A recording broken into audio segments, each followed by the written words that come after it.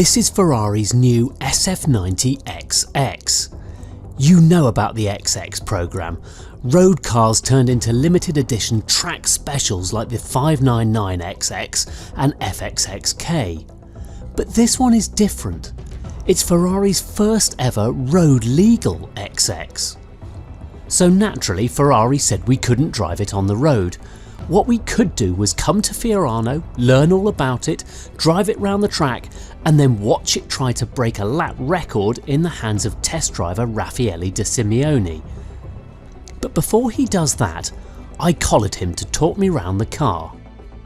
Right, now so what I wanted to find out is how this car differs from a regular SF90, because it's only 10 kilos lighter than an Assetto Fiorano, and you've only got about another 30 horsepower, so you haven't got the big step changes we've seen in XX cars before. Yeah. So right, talk me through it. What have we got going on? Yeah, you're right. The starting point is the SF90 Stradale, the range supercar that was able to do very beautiful thing on the road, with chance to improve on the racetrack, and is basically what we did. Because to get the car faster on the racetrack, normally everybody goes on a specific development on the tire, because tires is the main actor of going faster around the track. Because it's a road car, because this is your first XX road car, so you need to work with a road tire, I guess. Because the name exactly is the X6. In the X6 program, there is a touch of innovation and learning. It's a sort of laboratory exercise. So, not that much lighter and not that much more power, but a lot more aero.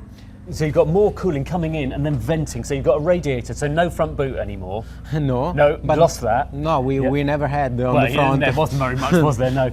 So, but you now vent the air, so that's cooling for the hybrid system. Yeah, right. Venting through there. Right. And this allowed us not to push the hot air on the body and close the underbody with a huge effect on the front vertical force generation. Rafa is talking about downforce. In total, the XX develops 530 kilos of downforce at 155 miles an hour, double the regular SF90, but not as much as a McLaren Senna or Porsche 911 GT3 RS. It does, however, have power on its side. Working together, the twin-turbo V8 and 3 electric motors now develop 1,016 horsepower. And there's less weight too, albeit only a 10 kilo drop to 1,560 kilos without fuel or fluids. Other tweaks have been made too. The gear shifts are snappier, the noise is enhanced, the brakes upgraded, the seats are new, and it borrows the 296's remarkable dynamic control brain. Top speed is slower at 199 miles an hour, but the 0 to 62 sprint falls to just 2.3 seconds. And when you do the lap, are you full traction off, or do you let the electronics keep involved? I keep the electronics involved. Do you? It helps. Does it? Helps. We are in the era in which 1,030 horsepower car can manage by people, but it's more for burnout or cinema to disengage everything out and get the maximum out from the car. Once you understand how to get the maximum out from you, and to be honest, the driver plus the car makes more than two. You work with the car, integrated in the car, because the traction control, the electronic differential works to help you to manage the car and get the maximum. And then just one lap, or you can do 2 laps, 3 laps? I could do 2, but it's like Q3 with red tires and F1, so single. 1 lap, one go. And do you think you already know how fast it's going to go? Yes, I have an idea in my mind. And the simulation tell us and predict what is supposed to be. So I cannot go too fast, otherwise the simulation burn away. But no, I'm joking. Compare the X6 Stradale with the SF90, with the 296, and all our predecessor. That makes a beautiful ranking in the history of road cars. So the fastest Ferrari road car ever? Today. Cool, well listen, best of luck. Thanks. Have fun. I'll do my best. Grazie, Olli. I'll enjoy watching. Let's leave Rafa getting ready. I've got something to show you. Slightly random interlude time, but it's not every day you come to Fiorano, so I wanted to show you around the place a bit.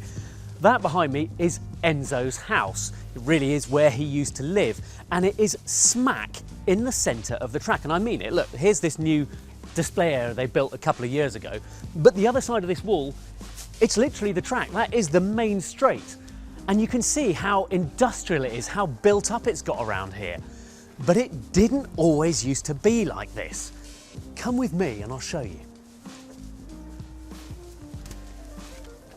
This is Ferrari's new and very smart sort of marketing and speccing area. Look, come through here, it is really, really nice actually. And especially because you're looking straight out over the track, but look at all these lovely sofas and things down here and your leather swathes and all that sort of thing going on around here. Anyway, we're gonna go on because I want to show you what's the other side of here. Dining area. But I didn't bring you in here to show you tables and chairs and chandeliers and things. I brought you in here for what is down the end, because look at this. Pride of place at the end is this wonderful picture of Fiorano when it was built back in 1972. Look there, that's Enzo's house. And the track hasn't really changed much. They've reprofiled a couple of the corners, but that's about it. Hasn't changed much since it was built in 1972. I just think that's wonderful. It's a proper bit of legacy and history. And here we are, smack in the middle of it, listening to cars fly around outside. It's terrific. And the next car flying around outside wasn't Rafa, but me. So what does this XX feel like? I think it's really interesting that they've decided that this is now a road car. Oh, it's got some shunt on it, that's for sure.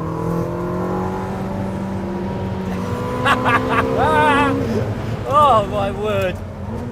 Okay, it's super fast. It's got loads of grip through these S-bends. I love this section. Oh, it's so good. Oh, it just feels like you're going to take off. So we're in race mode at the moment. I will go for a bit of CT off in a second. Oh my word, it's so fast. Right, CT off mode, manual gears. We'll try and keep an eye on the rev counter as well as everything else going on. It might be a little bit full on. Going to use third gear here. And then, oh, there we go, playful. What a ride. Right, we're going to try third round the hairpin and just let the hybrid system jet me out the other side. There you go. Well, it's invigorating. It's softer than I expected. It really is. It's softer than I expected. But what a thing though. It's still got that outrageous playfulness that current Ferraris have, where it's just amazing what it's capable of. It's the way it accelerates, which is just this absolute slingshot. So Rafa's turning in later here, so I'm going to try that. Okay, cleaner exit, bloody hell. That's over 100 miles an hour and it's starting to slide. So a few things to take away from that. Firstly, that no matter how hard you think you've done the straps up, you could give them a good cinch after you've been out pulling at them for a couple of laps. There is a lot of force going on through this car. It feels really good on the move, but I mean, it's really communicative through the sort of parameters it's trying to. You can tell it's going through a lot of electronic filtering, but the traction, the way it gets itself out of corners is unbelievably good. You can feel how much more it uses the front axle here than in a standard SF90. How much it really, really pulls at you to get you out of corners. It's mighty, mighty thing. But it's softer than I expected it to be. It's not. I think because it's a road car, they haven't able to taken it to the same lengths they do the other XX cars they've built. This feels like it has been backed off, made a bit softer and more compliant because it's going to be used on the road. And that's the main thing to know about the SF90XX. It's not as aggressive as previous XX cars, nor, I suspect, as fast around Fiorano. Speaking of which...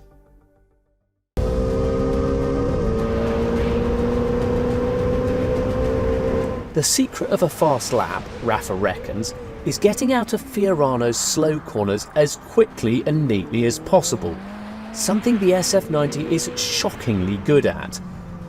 But even when I was driving it, you could feel that the road tyres were the limiting factor. It doesn't appear to hold Rafa back.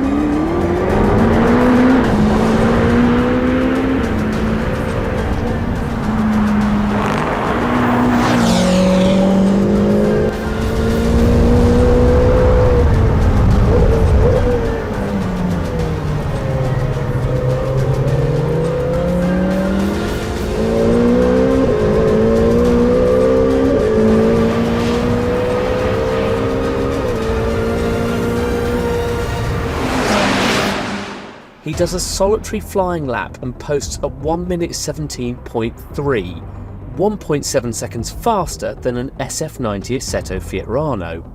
1.7 seconds is a decent improvement, but it's not the improvement we're used to seeing from XX cars.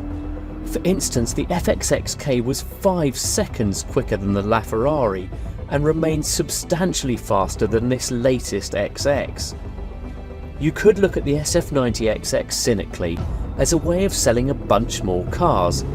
It is going to be built in far greater numbers than any previous XX, 1,398 in total, and 599 of those are Spiders.